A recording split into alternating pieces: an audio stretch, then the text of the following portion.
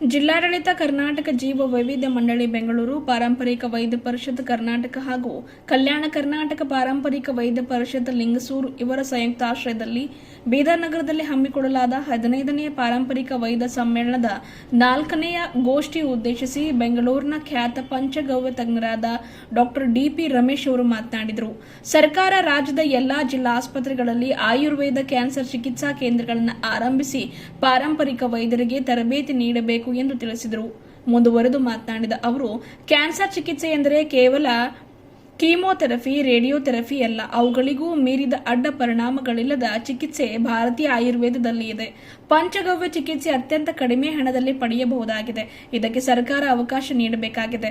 Cancer ಬರದಂತೆ ತಡೆಯಬೇಕಾದರೆ ನಮ್ಮ ಆಹಾರ ಪದ್ಧತಿಯಲ್ಲಿ ಬದಲಾವಣೆ ಮಾಡಿಕೊಳ್ಳಬೇಕು. ಪ್ಲಾಸ್ಟಿಕ್ ಬಾಟಲಿಗಳ ನೀರು, ಸಿಂಟ್ಯಾಕ್ಸ್ ಒಳಗಿಂದ ಬರುವ ನೀರು, ಮಿನರಲ್ ವಾಟರ್, ಚಹಾ ಕಪ್ ಇವು ಕ್ಯಾನ್ಸರ್ ರೋಗಕ್ಕೆ ಮೂಲ ಕಾರಣವಾಗಿವೆ. ಚಿಕ್ಕ ಮಕ್ಕಳು ಕುರ್ಕುರೆ ತಿನ್ನುವುದರಿಂದ ಮಕ್ಕಳ ದೇಹದ ಮೇಲೆ ಅತಿಯಾದ ದುಷ್ಪರಿಣಾಮ ಬೀರುತ್ತಿವೆ. ಇದಕ್ಕೆ ಆಯುರ್ವೇದ ಸೂಕ್ತ ಚಿಕಿತ್ಸೆಯಾಗಿದೆ ಎಂದರು. ಗದಗ ಜಿಲ್ಲೆಯ ವೈದ್ಯ ಹನುಮಂತ ಮಳಲಿ ಅವರು ಮಾತನಾಡಿ, ಭಾರತೀಯ ಆಯುರ್ವೇದದ ಬಗ್ಗೆ ಸಂವಿಧಾನದಲ್ಲಿ ಉಲ್ಲೇಖವಾಗಿದೆ. ಪ್ರಾಕೃತಿಕ ವೈದ್ಯ ಪದ್ಧತಿಯನ್ನ ಸಾಂಸ್ಕೃತಿಕ ಪದ್ಧತಿಯೆಡೆಗೆ ಕೊಂಡೊಯ್ಯುವುದೇ ಭಾರತದ ಆಯುರ್ವೇದ ವೈದ್ಯ ಪದ್ಧತಿ. ಭಾರತದಲ್ಲಿ ಒಟ್ಟು 6 ಲಕ್ಷ ಪಾರಂಪರಿಕ ವೈದ್ಯರಿದ್ದಾರೆ. ಕರ್ನಾಟಕದಲ್ಲಿ 31,000 ವೈದ್ಯರಿದ್ದಾರೆ. ಇವರಿಗೆಲ್ಲ ಸರ್ಕಾರ ಮಾನ್ಯತೆ ನೀಡಿದರೆ ಜನರ ರೋಗ ವಾಸಿಯಾಗಿ ಆರೋಗ್ಯಯುತ ರಾಷ್ಟ್ರ ನಿರ್ಮಾಣವಾಗುವುದರಲ್ಲಿ ಸಂದೇಹವೇ ಇಲ್ಲ ಎಂದು ತಿಳಿಸಿದರು.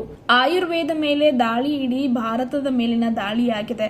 ಅದು ತಡೆಗಟ್ಟಲು ಸರ್ಕಾರ ಕ್ರಮ ವಹಿಸಬೇಕು. ಹಿರಿಯ ವೈದ್ಯರು ತಮ್ಮ ಪಾರಂಪರಿಕ ಜ್ಞಾನವನ್ನು ಮುಂದಿನ ಪೀಳಿಗೆಗೆ ಹೇಳಿಕೊಡಬೇಕು. ಯಾವುದೇ ಕಾರಣಕ್ಕೂ ಮುಚ್ಚಿಡಬಾರದು ಎಂದರು. ಪ್ರಾಸ್ತಾವಿಕವಾಗಿ ಗೋ ಸೇವಕರಾದ ಚನ್ನಬಸವಂತ ರೆಡ್ಡಿಯವರು ಮಾತನಾಡಿದರು. ಇದೇ ವೇಳೆ ಪಾರಂಪರಿಕ ವೈದ್ಯರು ಹಾಗೂ ಸಂಪನ್ಮೂಲ ವ್ಯಕ್ತಿಗಳ ನಡುವೆ ಕ್ಯಾನ್ಸರ್ ರೋಗ ಗುಣಮುಖ ಕುರಿತು ಸಂವಾದ ಜರುಗಿತು. ರಂಗಮಂದಿರ ಆವರಣದಲ್ಲಿ ಬೆಂಗಳೂರಿನ ಪಂಚಗವ್ಯ ವೈದ್ಯರು ಉಚಿತ ಆರೋಗ್ಯ ತಪಾಸಣೆ ನಡೆಸಿದರು. ಈ ಸಂದರ್ಭದಲ್ಲಿ ವೈದ್ಯ ಹಾದಿಮನಿ ದಾವಣಗೆರೆ, ಹರೀಶ್ ಸಾಮುಗ ಉಡುಪಿ, ಗೋಪಾಲಕೃಷ್ಣ ಬೆಂಗಳೂರು ಗ್ರಾಮಾಂತರ, ವಿಶ್ವನಾಥ ಕಾಂಬ್ಳೆ ಬೆಳಗಾವಿ, ಮಲ್ಲಿಕಾರ್ಜುನಯ್ಯ ಕೋಲಾರ, ವೈದ್ಯೆ ಸವಿತಾ ಧಾರವಾಡ, ಬಸವರಾಜ ಗೋರ್ನಳ್ಳಿ ಸೇರಿದಂತೆ ಅನೇಕರು ಉಪಸ್ಥಿತರಿದ್ದರು. ವೈದ್ಯ ಲಿಂಗಪ್ಪ ಮಡಿವಾಳ್ ನಿರೂಪಣೆ ಮಾಡಿದರೆ, ಮಹಾರುದ್ರ ಡಾಕುಳ್ಗಿ ಸ್ವಾಗತಿಸಿದರು. ಶಿವಶಣ್ಣಪ್ಪ ಗಣೇಶ್ಪುರ್ ವಂದಿಸಿದರು. ಅವುಗಳ ಕೆಲಸವನ್ನು ಬಿಟ್ಟು ಪ್ರಭಾವ ಅಂದ್ರೆ ಎಕ್ಸ್ಟ್ರಾ ಕೆಲಸವನ್ನ ಅಲ್ಲಿ ಮಾಡುತ್ತೆ. ಅಂದ್ರೆ ನಾವು ಅದರ ಶಾಸ್ತ್ರೀಯವಾಗಿ ರೆಫರೆನ್ಸ್ ಗಳನ್ನ ತಗೊಂಡಾಗ ಬಿಲ್ವ ಅದೊಂದು ಮೃತ್ಯುಂಜಯ ಅಂದ್ರೆ ಈಶ್ವರನಿಗೆ ಪ್ರಿಯವಾದಂತ ಇದು. ಅದು ಒಂದು ಯಾವುದೇ ಅವನಿಗೆ ಗ್ರಹಗಳ ಪ್ರಭಾವಗಳು ಯಾವುದೇ ಇದ್ರು, ಶನಿ, ರಾಹು, ಕೇತು ಯಾವ ಸ್ಥಳಗಳಲ್ಲಿ ಕೂತಿರ್ತಾರೋ ಆ ಪ್ರಭಾವಗಳ ಮೇಲೆ ಪೇಷಂಟ್ ಸಫರ್ ಆಗ್ತಾ ಇರ್ತಾನೆ. ಆ ಪ್ರಭಾವಗಳು ಕೂಡ ಕಡಿಮೆ ಆಗುವಂಥದ್ದು ಈ ಪ್ರಭಾವ ದ್ರವ್ಯಗಳು ಅಂತ ನಾವು ಹೇಳ್ತೀವಿ. ಆ ದ್ರವ್ಯಗಳನ್ನ ಕೂಡ ಅಲ್ಲಿ ಕಾಂಬಿನೇಷನ್ ಅನ್ನ ಮಾಡುವಂಥದ್ದು ಅವಶ್ಯಕತೆ ಇದೆ. ಆದರೆ ಯಾವುದೇ ಯೂನಿವರ್ಸಲ್ ಆಗಿ ಇವಾಗೆಲ್ಲ ಕ್ಯಾನ್ಸರ್ಗೆ ಇದು ಕೊಟ್ಬಿಡಿ ಅನ್ನುವಂಥದ್ದು ಕ್ಯಾನ್ಸರ್ ಈ ಚಿಕಿತ್ಸೆಗಳಲ್ಲಿ ಇದು ಬರಲ್ಲ. ಹಾಗಾಗಿ ಅಧ್ಯಯನ ಮತ್ತೆ ಡೆಲಿಕೇಟೆಡ್ ಆಗಿ ಇದ್ರ ಬಗ್ಗೆ ಅಧ್ಯಯನ ಮಾಡಿ ಈ ಚಿಕಿತ್ಸೆಗಳಲ್ಲಿ ನಾವು ಕ್ಯಾನ್ಸರ್ ಅಂತಕ್ಕಂಥ ಚಿಕಿತ್ಸೆಯನ್ನು ನಾವು ಕೊಡೋದ್ರಿಂದ ಇವತ್ತು ನಮ್ಮ ದೇಶದಲ್ಲಿ ಆಗಿರ್ತಕ್ಕಂಥ ಅನೇಕ ಪೇಷಂಟ್ಗಳು ಇವತ್ತು ಒಂದು ಕ್ಯಾನ್ಸರ್ ಅಂದ್ರೆ ಕುಟುಂಬಗಳು ಬೀದಿಗೆ ಬರ್ತಾ ಇರುವಂತದ್ದನ್ನು ನಾವು ನೋಡ್ತಾ ಇದ್ದೀವಿ. ಈ ದೃಷ್ಟಿಯಲ್ಲಿ ನಾವು ಪರಿಹಾರ ಹುಡುಕುವಂತ ಪ್ರಯತ್ನ ನಾವು ಮಾಡೋಣ.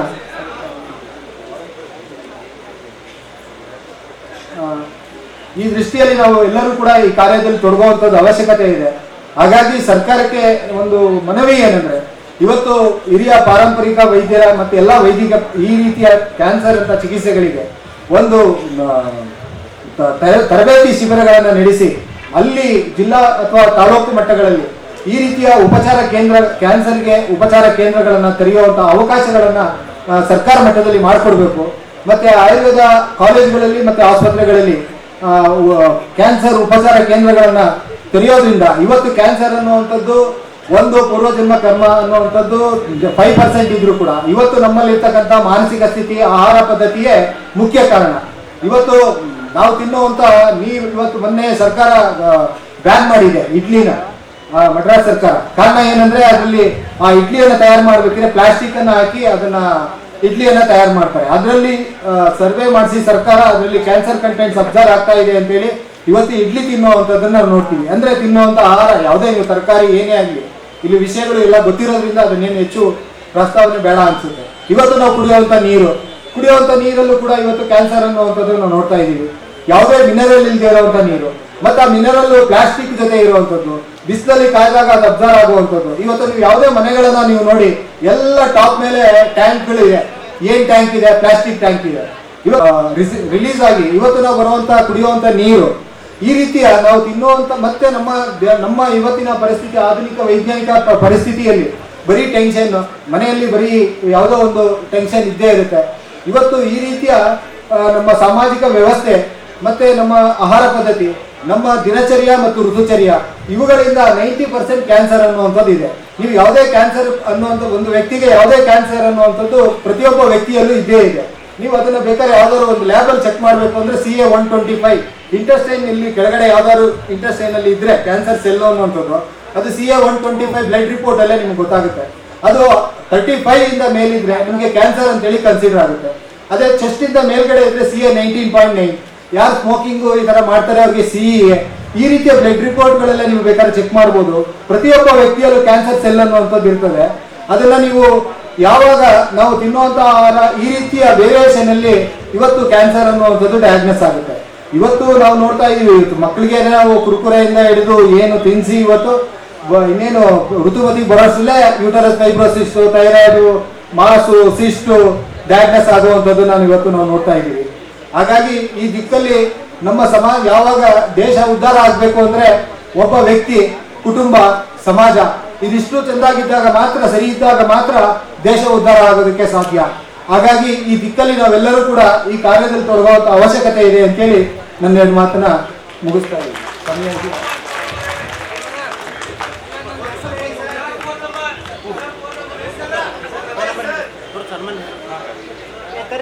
ಕರ್ನಾಟಕ ರಾಜ್ಯದಲ್ಲಿ ನೆನಪಿಡುವ ರೀತಿಯಲ್ಲಿ ಪಾರಂಪರಿಕ ವೈದ್ಯ ಸಮ್ಮೇಳನವನ್ನು ಆಯೋಜಿಸಿದ್ದಾರೆ.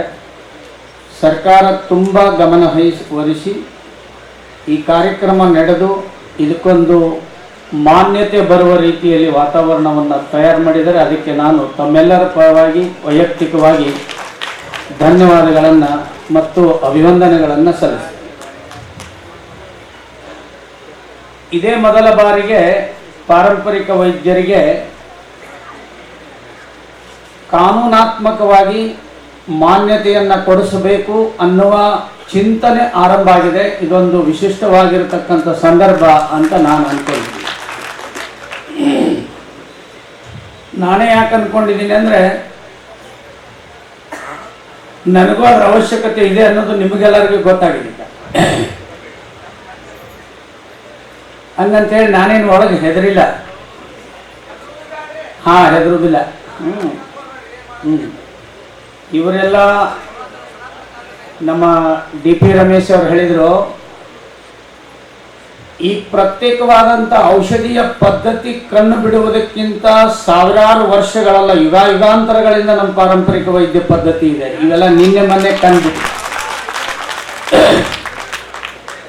ಹೀಗಾಗಿ ನಮಗೆ ಅದರ ಬಗ್ಗೆ ಯಾವುದೇ ತರಹದ ವಿರೋಧ ಇಲ್ಲ, ಅಸಡ್ಡೆ ಇಲ್ಲ. ಯಾವುದೇ ಪದ್ಧತಿಗಳಿಲ್ಲ ಈ ಜಗತ್ತಿನಲ್ಲಿ.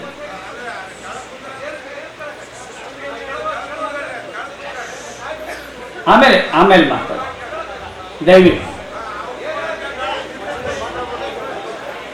ದಯವಿಟ್ಟು ನಾನೊಂದು 10 ನಿಮಿಷ ಮಾತಾಡಿದ ಮೇಲೆ ಮಾತಾಡ್ಬೋದು. ವೈದ್ಯ ಪದ್ಧತಿಗಳ ಬಗ್ಗೆ ಯಾವುದೇ ವೈದ್ಯ ಪದ್ಧತಿ ಇದ್ರೂ ಕೂಡ ನಮ್ದು ಅದಕ್ಕೆ ವಿರೋಧ ಇಲ್ಲ. ಸಂವಿಧಾನದಲ್ಲೂ ಇದರ ಬಗ್ಗೆ ಬರೆದಿದ್ದಾರೆ. ಸುಪ್ರೀಂ ಕೋರ್ಟಿನ ಒಂದು ಆದೇಶ ಇದೆ ನನ್ನ ಹತ್ರ. ಸುಪ್ರೀಂ ಕೋರ್ಟ್ ಏನು ಹೇಳುತ್ತೆ ಅಂದರೆ, ಈ ದೇಶದಲ್ಲಿರುವ ಯಾವುದೇ ಮೂಲೆಯಲ್ಲಿರುವ ವ್ಯಕ್ತಿ ತನಗೆ ಇಚ್ಛೆ ಬಂದವರ ಹತ್ತಿರ ಹೋಗಿ ತನ್ನ ಚಿಕಿತ್ಸೆಯನ್ನ ಪಡೆಯಬಹುದು ಅಂತಿದೆ ಸುಪ್ರೀಂ ಕೋರ್ಟ್. ಔಷಧಿ ಚಿಕಿತ್ಸಾ ಪದ್ಧತಿಯಲ್ಲಿ ನಮ್ಮ ದೇಶದಲ್ಲಿ ಎಷ್ಟೋ ಮಠಗಳಿಗೆ ಹೆಸರಿದೆ, ವೈದ್ಯ ಮಠ ಅಂತಿದೆ. ವೈದ್ಯರೇ ಇಲ್ಲಿರುವಾಗ ಮಠಗಳಲ್ಲಿಯೇ ಪೂಜ್ಯರು ಔಷಧಿ ಕೊಡ್ತಿದ್ರು. ಈಗಲೂ ಬೇಕಾದಷ್ಟು ಔಷಧಿ ಕೊಡೋಕೆ ಪೂಜ್ಯರಿದ್ದಾರೆ. ಕೇರಳದ ಅನಂತ ಪದ್ಮನಾಭ ದೇವಾಲಯದಿಂದ ಒಬ್ಬರು ಪೂಜ್ಯರು ನಮ್ಮ ಊರಿಗೆ ಬಂದಿದ್ರು. ಅವರು ಒಂದಿಷ್ಟು ಔಷಧಿ ನನ್ನ ಜೊತೆಗೆ ತಿಳ್ಕೊಂಡ್ರು, ತಾವು ಒಂದಿಷ್ಟು ಔಷಧಿಯನ್ನ ಹೇಳಿ ಹೋದ್ರು. ನಮ್ಮ ಔಷಧಿ ಪದ್ಧತಿಯಲ್ಲಿ